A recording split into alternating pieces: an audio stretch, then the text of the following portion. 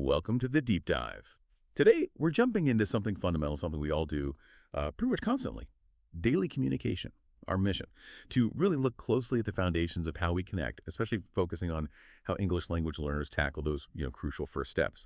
And our guide for this is a really neat source, an outline from an English learning resource called English Made Easy, Daily Conversation Fundamentals. What I find interesting is how it breaks down things like greetings, introductions, even small talk things that can seem complicated into really practical steps. It looks designed to build confidence, make it feel manageable rather than scary. Okay, let's unpack this and see what makes these simple phrases work so well for connecting. It's a great place to start, absolutely, because it really touches on something universal, doesn't it?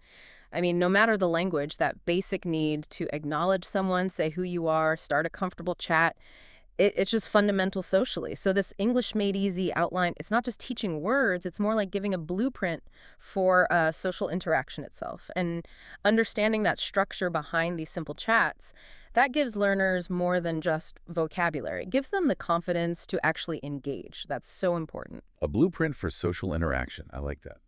And the source starts right where you'd expect with simple greetings. It points out how English speakers use different ones, depending on the time or situation. Like, hi, hello, good morning, good afternoon, good evening. Yeah. The classics. But it also had this really practical tip, smile when you speak. Because it makes your voice sound friendlier. Seems simple, right? But what's actually going on there? Acoustically, maybe? Oh, that's such a key observation. Because a greeting, it's much more than just the words. It's that first signal, your first social cue. It shows you're open, what your intention is. Saying good morning isn't just stating the time of day. Right. You're actively acknowledging the other person, extending a kind of polite invitation. And the smile tip, that's fascinating physiologically speaking. When you smile, it actually changes the shape of your vocal tract. Your mouth lifts. Okay. And that naturally brightens your tone, makes it sound warmer, more inviting, even if they can't see you. So it's not just psychological. No, it's physical too. It enhances the communication directly, helps build that rapport almost instantly, sets a positive emotional tone right away, like a nonverbal handshake before the words even land. A nonverbal handshake. Yeah. Interesting. So it builds trust and comfort without you even realizing it almost. Okay, so you've set the tone with that friendly greeting. What's next according to the source? Making your entrance. Introducing yourself. English Made Easy gives two main ways. There's the slightly more formal, hello, my name is your name. Oh, but then it highlights what it calls the natural way. Simply, hi, I'm your name. And it gives the example. Hi, I'm Sarah. Nice to meet you. And then the response, nice to meet you. For a learner, telling those apart, that could be tricky. Is one really more natural, or does it just depend? That's where the nuance comes in, exactly. Hello, my name is perfectly fine. Everyone understands it, but yes. Hi, I mean, it often feels a bit more organic in everyday casual situations. It maybe reflects a cultural preference for efficiency, a slightly less formal vibe in day-to-day chats. It's direct, it's confident. Now, if we connect this to the bigger picture, these phrases aren't just about sharing your name. They establish your presence in that space. They acknowledge the other person, too. And that phrase, nice to meet you, well, you called it a linguistic workhorse, and it really is. It's a social lubricant. It signifies respect, good feeling about the new connection. It kind of smooths things over, paves the way for more conversation. It's fundamental for social comfort. Social lubricant. I stand by it. It captures that function perfectly. Yeah. And speaking of paving the way, that leads us straight into small talk, doesn't it? Which the source covers. After the hellos and names, you often get, how are you? I bet many learners hear that and think they need to give a full medical report or something. How does English Made Easy help navigate that? And why are the different responses it gives? Like, I'm fine, thank you, or I'm good, how about you? Yeah. So useful. Here's where it gets really interesting, because it's about keeping the conversation moving, right? You've absolutely nailed the core issue for learners there. How are you? In most contexts, it's what we call a phatic expression. Yeah, meaning its main job isn't really to get detailed information. It's about acknowledging, connecting, opening the channel. Like a verbal nod, almost. A ritual. Exactly. Expecting a long answer would actually be pretty strange in most casual chats. So the responses the source gives, I'm fine, thank you, I'm good, how about you? I'm doing well, thanks. They're crucial because they offer choices. Choices in how much you engage. Precisely. I'm fine, thank you is polite, sure, but it can sometimes stop the conversation cold. Whereas, like, I'm good. How about you? Or adding, I'm not, and you. Yeah.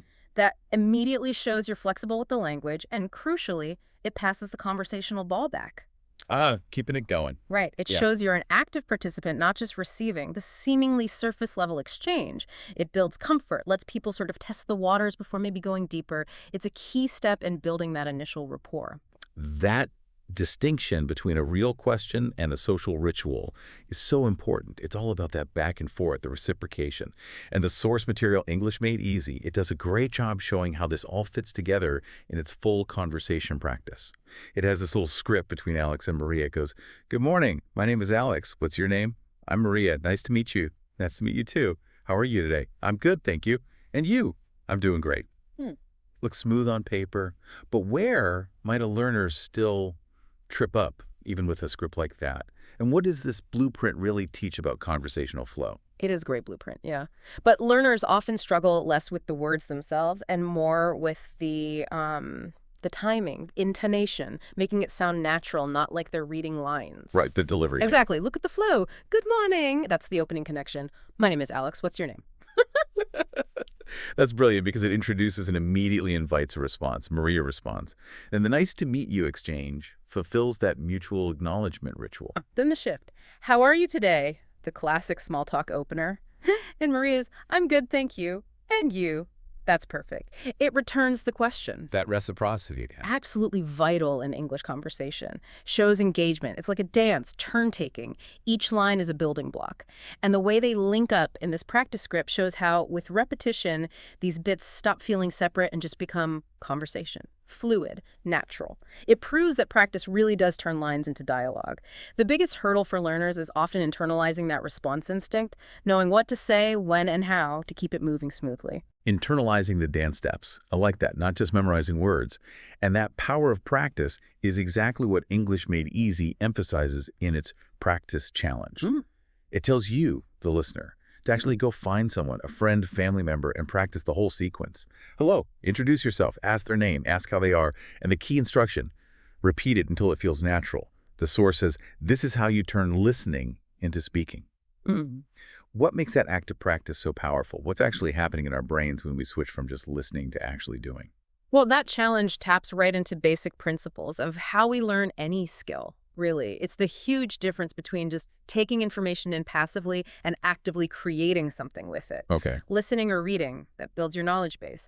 But actually speaking, especially with another person responding, that physically forges new pathways in your brain. Like building connections. Exactly. Neural pathways. It's not just memorizing phrases anymore. You're developing muscle memory for speaking, and you're training your brain to think and respond in real-time conversation. So the transformation comes from moving beyond just knowing it intellectually to knowing it in your body, almost. Embodied knowledge. Right. Every time you manage that sequence successfully, you're not just cementing the language, you're building confidence.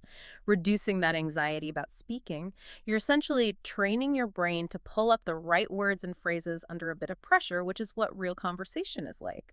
It takes the theory and makes it practical, usable skill. Like learning to ride a bike. Precisely. You can read about balance all day, but until you get on and pedal and maybe wobble a bit and try again, that's when it becomes second nature. The repetition, the interaction, that's what makes it stick. That's a fantastic way to put it.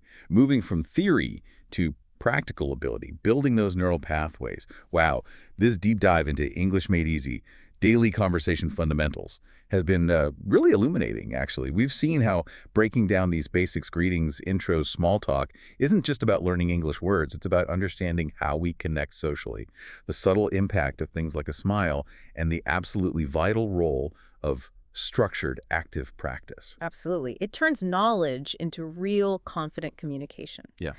And it leaves us with perhaps a final thought for you, the listener, to mull over. Think about how that simple act, a polite hello, an introduction, something that seems so basic, constructed carefully and practiced, how it acts as the very first bridge between two people. These tiny linguistic rituals are the first step towards connection. Mastering them isn't just about language fluency, it's about opening doors to deeper human connection, really in any situation, any culture. Just consider how much social meaning is packed into a simple hello and what mastering that truly unlocks for you. That is a powerful thought. What a great note to end on. Thank you so much for joining us on this deep dive. Until next time, keep exploring, keep connecting, and keep speaking.